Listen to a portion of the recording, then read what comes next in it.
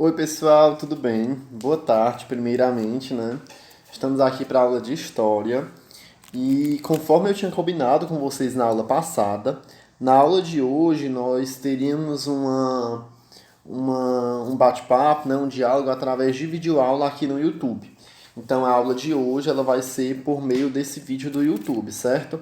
E aí, para darmos início, já quero que vocês peguem o livro de vocês, módulo 3, né, o livro de História, e abram, por favor, na página 302, porque a partir da página 302 nós vamos estudar o segundo momento ali político de Roma, que é o período republicano. Na aula passada, né, nas aulas anteriores, nós estudamos sobre a monarquia romana, né, que é quando nós tínhamos ali um monarca que administrava toda a Roma, né, que está localizada lá na Península Itálica. Já na aula de hoje nós vamos estudar a República, que foi um momento da política romana muito importante para a população e foi também o pontapé inicial para Roma se tornar um poderoso império que nós conhecemos hoje. Né? Então, é na República Romana que começa a se formar o poderoso Império Romano. Mas aí eu quero que vocês abram na página 302, que aí a gente já vai fazer a explanação sobre o conteúdo. A República Romana ela se inicia no ano 509 a.C. e ela tem fim até o ano 27 a.C.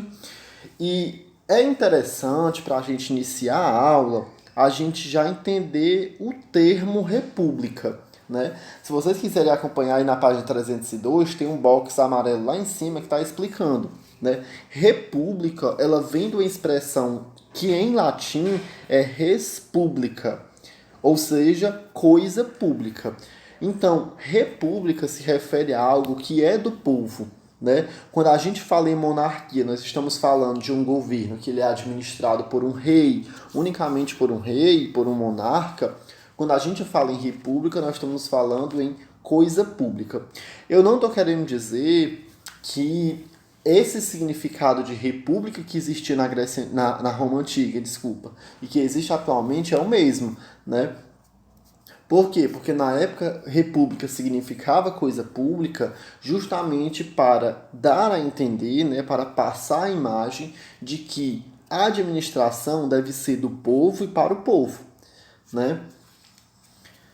Então, coisa pública na Roma Antiga não tem o mesmo significado que coisa pública hoje, por exemplo, né? A coisa pública deles lá era muito mais relacionada à questão política, à administração do povo e para o povo. Já hoje o termo coisa pública é utilizado, por exemplo, para falar sobre uma praça, para falar sobre um patrimônio público, né, que é algo que pertence à população. E aí, até o ano 509 a.C., o que a gente vai ter na Roma, no período monárquico, é um rei que vai tentar, a todo custo, concentrar os poderes em suas mãos. Né?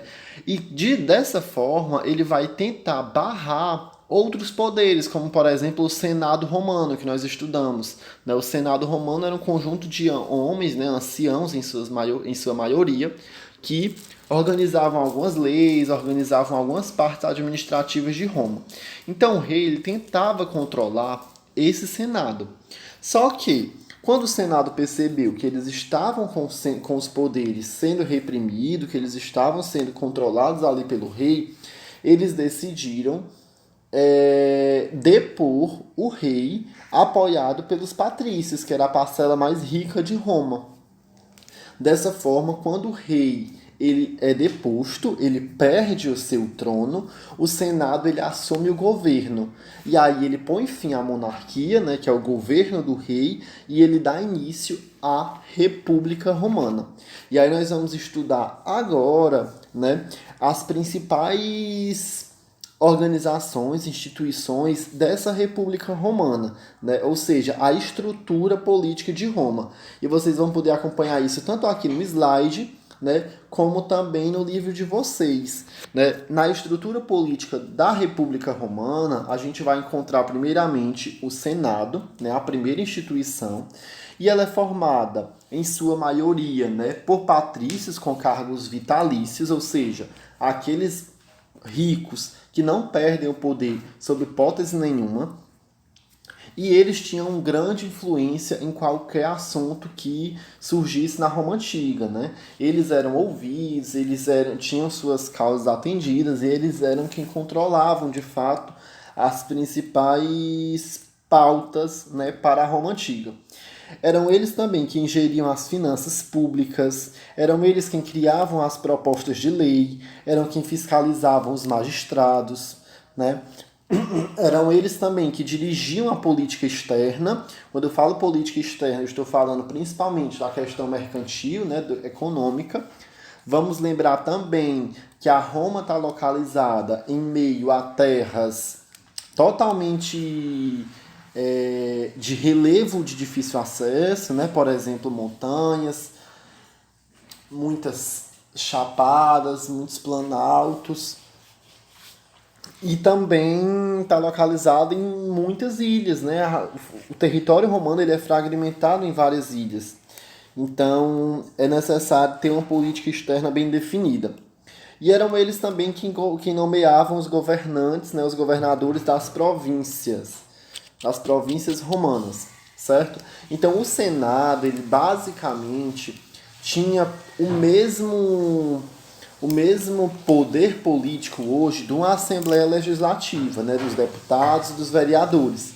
Por quê? Porque eles votam e criam as leis, né, eles são responsáveis por fiscalizar a parte executiva da cidade, né, o executivo. Enfim, nós temos também a Assembleia do Povo, chamada também de Assembleia Centuriatas, que basicamente era formada por patrícios e plebeus mais ricos, né?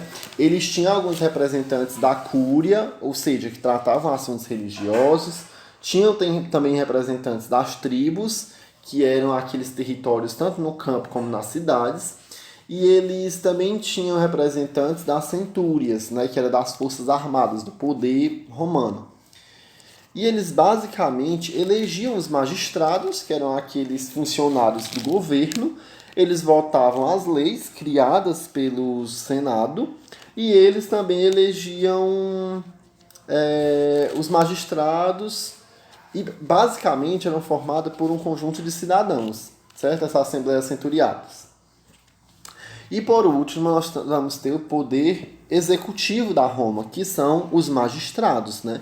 Os magistrados eram aquele corpo de funcionários que basicamente administravam a Roma. É como se eles exercessem o papel do rei, só que eles não eram um rei, eles tinham ali toda uma estrutura e eram vários magistrados, certo? E aí, entre os magistrados, a gente vai ter vários grupos, como por exemplo os cônsules, os pretores, os edes, os questores e os censores, né? Entre os cônsules, o que nós vamos ter é basicamente a função de executar as leis, né, e de comandar o exército.